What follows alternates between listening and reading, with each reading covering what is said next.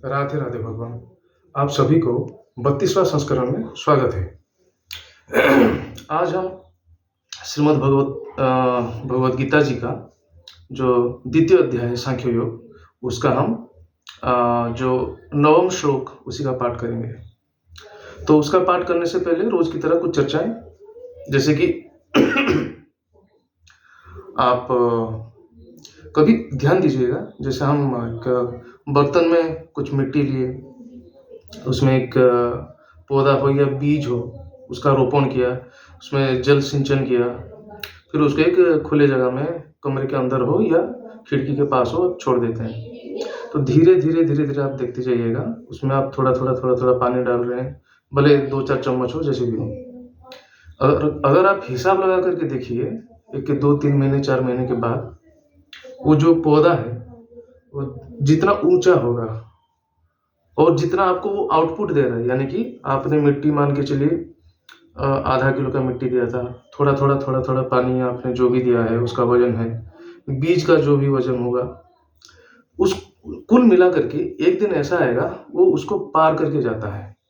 और 4 महीना लगे, 6 महीना लगे, वो पौधे के ऊपर मतलब निर्भर करता है कि किस टाइप का पौधा आपने बोया है। तो कहने का मतलब ये है कि प्रकृति में ऐसे तत्व उपलब्ध है जो कि अंग्रेजी में कहते हैं ना कि आउट ऑफ नथिंग, मतलब कुछ नहीं से भी खींच करके उसमें जीवदान और उसमें जो परिपूर्णता की ओर, मतलब उसमें पोषक तत्व जो होती है वो अपने आप प्रकृति से मिल जाएगी। उसी धारा में अगर हम, जैसे कि हम अभी श्रीमद् भगवत गीता का जो श्लोक है, जो अध्याय है, क्योंकि अभी श्री कृष्ण जी ने बोलना चालू किया है अर्जुन को, तो धीरे धीरे जटिलता की ओर हम जाएंगे और उसको समझने की कोशिश करेंगे। तो जीव और जीवात्मा, फिर कर्म इत्यादि इत्यादि बहुत से विषय हैं जिसके ऊपर हम व्याख्यान करेंगे, समझने की कोशिश करेंगे। ऐसा नहीं कि मुझे सब कुछ पता है और मैं ही आपको ज्ञान दे रहा हूँ, ऐसी बात नहीं है। मैं भी आपके साथ मिल करके उसको समझने की कोशिश करूंगा।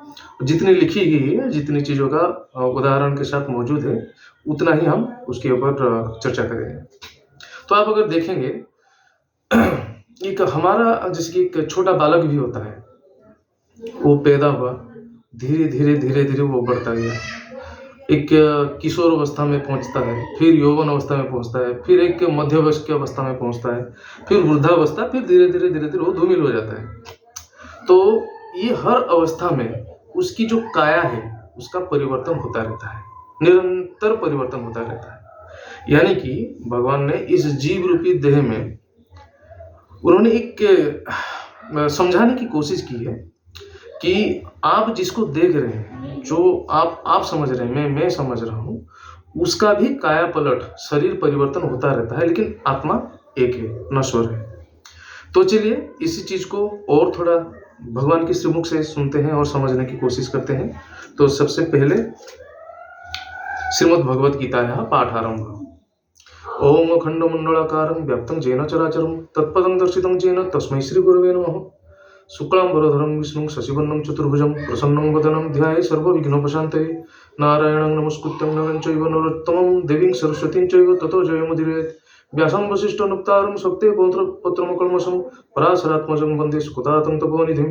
व्यासाय विष्णुरूपाय व्यासरूपाय विष्णवे नमो वै ब्रह्मविदये वसिष्ठाय नमो नमः। अचतुर्वदनो ब्रह्मा द्विबाहुरो परोहरि अभालोलोचनः शम्भुर्भगवान् बादरायणः। तो हम द्वितीय अध्याय सांख्य योग, उसी का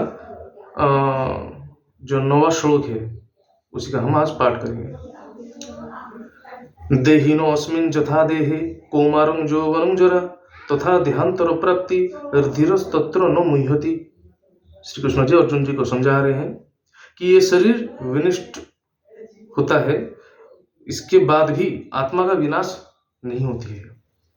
शरीरधारी का जैसे बाल्यावस्था, यौवन अवस्था, जरा यानी कि वृद्धावस्था, वैसे भी आत्मा की जो है गति होती है। जो लोग ज्ञानी, वे इन सब चीजों से मोहित नहीं होते हैं। तो श्री कृष्ण जी अभी बोलना चालू किए हैं और जो गूढ़ तथ्य है और जो जटिल से जटिलतम जो विषय है उसी को समझाने की कोशिश कर रहे हैं कि जीव और जीवात्मा फिर धीरे-धीरे कर्मकांड की तरफ जाएँगे हम और आप रोमांचित होंगे। तो आज के लिए हमारा 9वाँ श्लोक जो है यहीं पे समाप्त होता है। राधे, राधे।